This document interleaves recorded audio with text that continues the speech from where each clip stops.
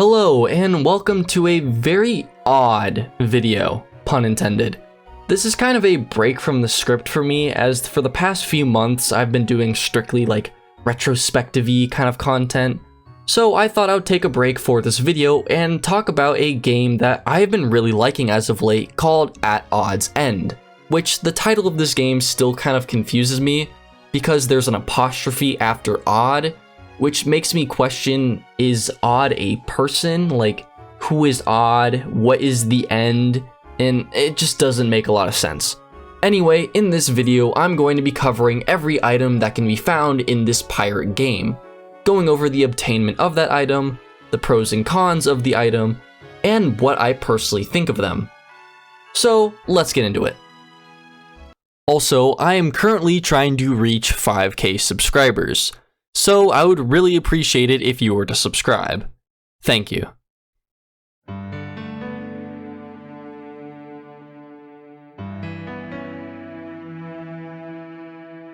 The first weapon you will come across is the Pirate Hook. The Pirate's Hook is obtained from any starter island for free. I would say the only benefit this weapon has to offer is its fast swing speed.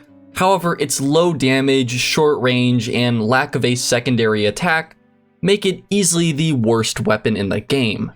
Our next weapon is the Cutlass, and it's definitely the most well-rounded of the bladed weapons in the game.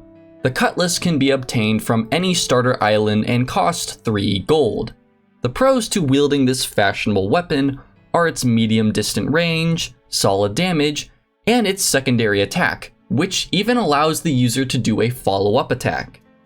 Realistically, this weapon should be one of the best in the game, as it has everything you would need in a fight. However, that would be ignoring the Cutlass's fatal flaw, and a common flaw you will notice amongst the other items on this list: a counterpart. For 100 Robux, you can unlock the Linked Sword, which is literally the exact same as the Cutlass, but does slightly more damage. The only real downside to this weapon is its price and its animations. I mean, for a weapon that's pitched as the cooler version of the Cutlass, you'd think that its idle animation would look much cooler. I mean, with the Cutlass, you hold it right up in front of you like you're ready for battle. But with the Linked Sword, you kinda just hold it by your side, which is pretty lame. Next up, we have the Ice Dagger, one of the 2 elemental weapons in the game. The Ice Dagger can be found inside of a chest on the Snow Island. The pros for this weapon are definitely its fast swing speed and special ice ability. When landing an attack with the Ice Dagger, you will slow down your opponent.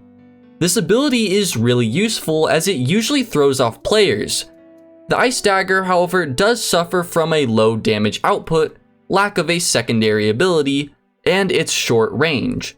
Because even though this weapon slows down players, it's not exactly the best weapon of choice to catch them. The last bladed weapon is the Firebrand Greatsword. This beast of a weapon can be obtained from completing the parkour on the Temple Island, and I gotta say, this weapon is a force to be reckoned with. The pros to this weapon are its very ridiculous damage, long range, and its fire ability. When hit by the Firebrand Greatsword, it will set the opponent on fire, with the only way to put out that fire is by jumping into a body of water. This ability basically makes the Firebrand Greatsword the ultimate land weapon. The downsides to this weapon, however, are its slow swing speed, pretty mediocre secondary attack, and the effect surrounding it. Like, if you have this weapon equipped, everyone in the game is going to know where you are. Next up, we have the list of guns to cover. Personally, I'm not the biggest fan of the guns in this game, for the sole reason that they all basically insta-kill, but opinions aside, let's get into it. The first gun you will most likely come across is the Flintlock. This can be found at the starter island and can be purchased for 10 gold. The Flintlock is best for mid-range combat as it has a quick reload speed and deals 100 damage. The cons to this weapon are its range and its bullet drop-off, but overall it's a solid pick. The second gun you will come across is also the second Game Pass weapon in the game. For 250 Robux, you get access to the Blunderbuss, which can be purchased in-game for 15 gold. The Blunderbuss is basically a shotgun, with each bullet dealing around 30 damage. I guess the only real downside to this weapon is its slow reload speed, but even then, this weapon is incredibly powerful. And the last gun on our list is the Musket. The Musket can be found either at the Trinket Island or the Galleon Island, where it can then be purchased for 20 gold. This is easily the best gun in the game, dealing the most damage out of any weapon in the game, and will one-shot no matter what. Next up are the support items. These items, as the name suggests, are tools that can be used to benefit the player in different ways. So, let's get into it. Our first support item is actually more of an offensive tool if anything.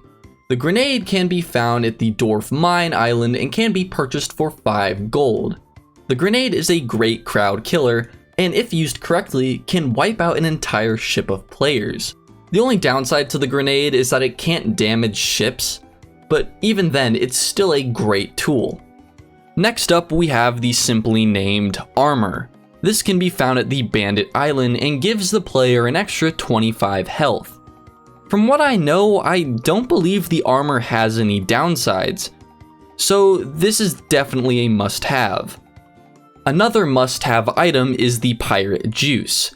The Pirate's Juice is an item that can be obtained at any tavern for 4 gold. The Pirate's Juice is an essential item in my opinion because it's just a free healing ability. When you take a sip of the Pirate Juice, you will heal a small amount of health.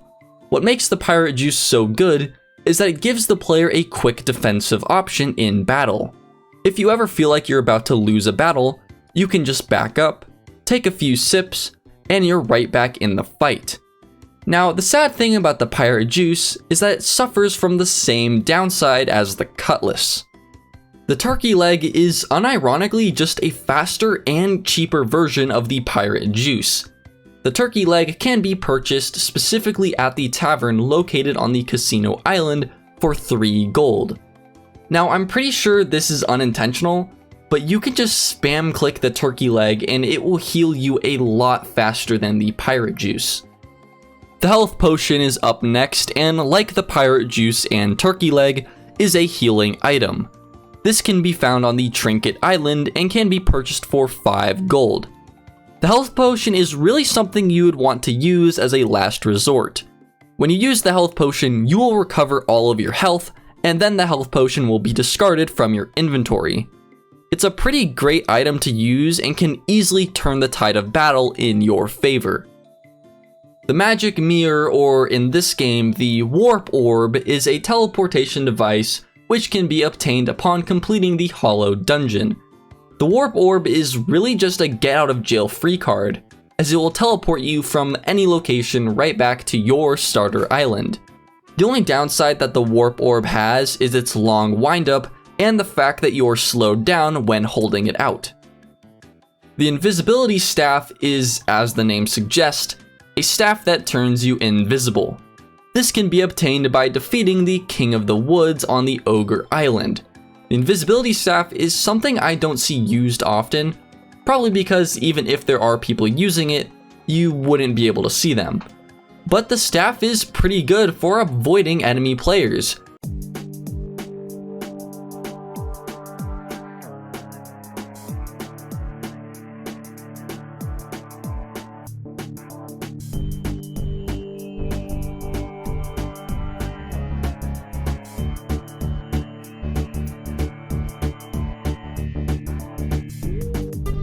And our last support item is the fishing rod. This can be found on the starter island and is sold for 3 gold. The fishing rod isn't a necessary item, but it is a helpful tool to use if you're ever in a need of cash. And that was every item in At Odds End explained. Well, technically it isn't, because I left out the teddy bear, bubblegum, and the banjo, because they don't exactly do anything game changing. Well, I would like to thank you all for making it to the end of this video, and if you want to see more videos like this, Make sure to leave a like and subscribe. The support you give to this channel is what motivates me to keep making videos. As always, thank you for watching, and I hope to see you in the next one. Peace.